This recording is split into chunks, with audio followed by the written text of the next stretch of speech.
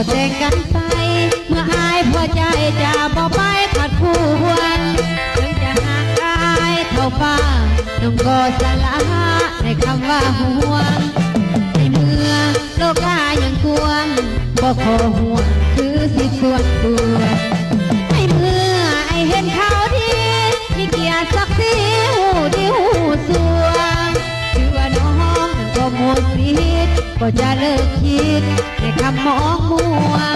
ตัดใจก็ไปพันพัวมือขึ้นหัวอยู่ดีดงกันนายมัน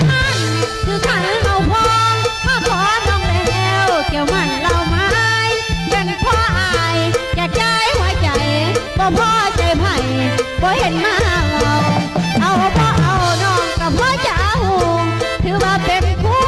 ต้นใจให้หักความหักเอา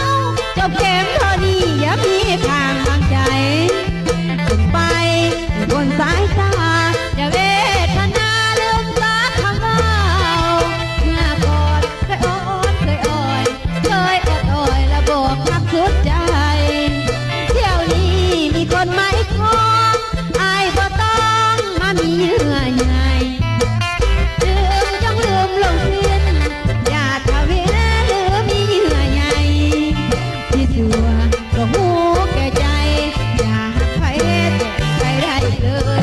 มาเสยไห้มาโดนคนสาบอกกันแอบเบิ่งหน้าขอลาอายมึงหนีจบพอดีพวกพักเอาสองมือกินดองของสายให้แฟน